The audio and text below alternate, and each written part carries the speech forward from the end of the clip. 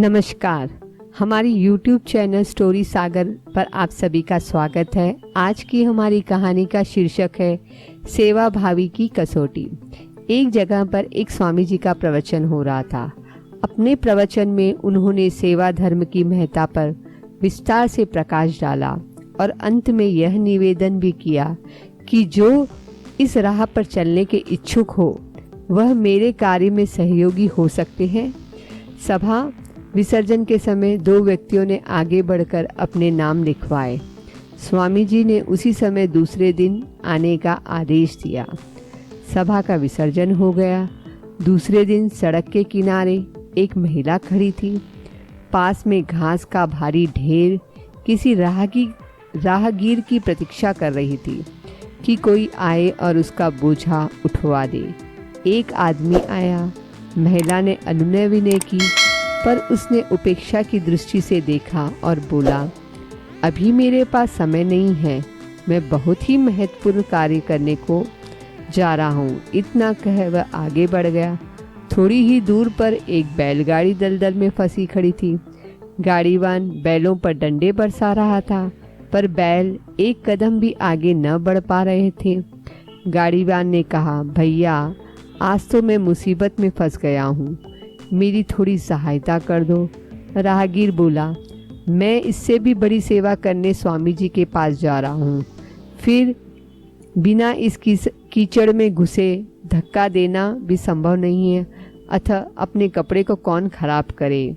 इतना कहकर वह आगे बढ़ गया और आगे चलने पर उसे एक नेत्रहीन वृद्धा मिली जो अपनी लकड़ी सड़क पर खड़खड़ कर दयनीय स्वर से कह रही थी कि कोई है जो मुझे सड़क के बाईं ओर वाली उस झोंपड़ी तक पहुंचा दे। भगवान तुम्हारा भला करेगा, बड़ा एहसान होगा। वह व्यक्ति कुड़कुड़ाया, क्षमा करो माँ, क्यों मेरा सगुन बिगाड़ रही हो। तुम शायद नहीं जानती मैं बड़ा आदमी बनने जा रहा हूँ, मुझे जल्दी पहुँचना है। इस तरह सबको दुत्कार कर वह स्वामी जी के पास पहुँचा। स्वामी जी उपासना के लिए बैठने ही वाले थे।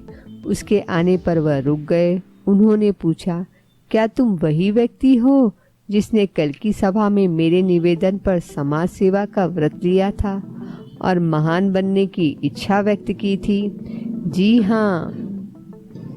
तभी स्वामी जी ने कहा, बड़ी अच्छी बात है, आप समय पर आ गए। जरा देर बैठिए, मुझे एक अन्य व्यक्ति की भी प्रतीक्षा है। तुम्हारे साथ एक और नाम लिखवाया गया है।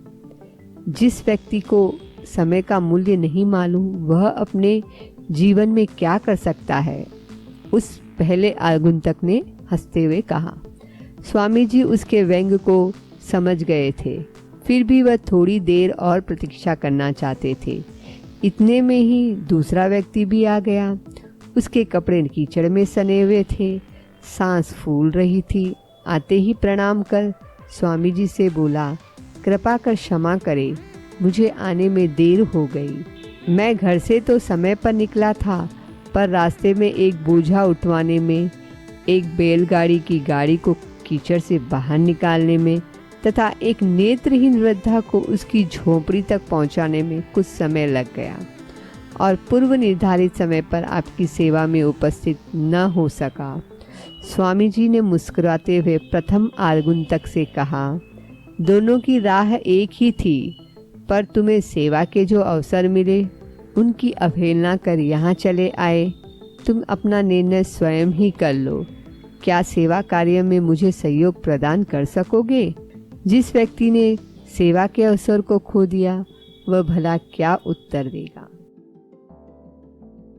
अगर आपको यह कहानी अच्छी लगी हो तो आपसे विनम्र निवेदन है कि आप इस वीडियो को लाइक और हमारे चैनल को सब्सक्राइब जरूर करें तथा कमेंट के द्वारा अपने विचार हमसे व्यक्त कीजिए, क्योंकि आपका सहयोग ही हमें ऐसी और प्रेरणादायक कहानियाँ आपके सामने प्रस्तुत करने के लिए प्रोत्साहित करेगा। जय भारत।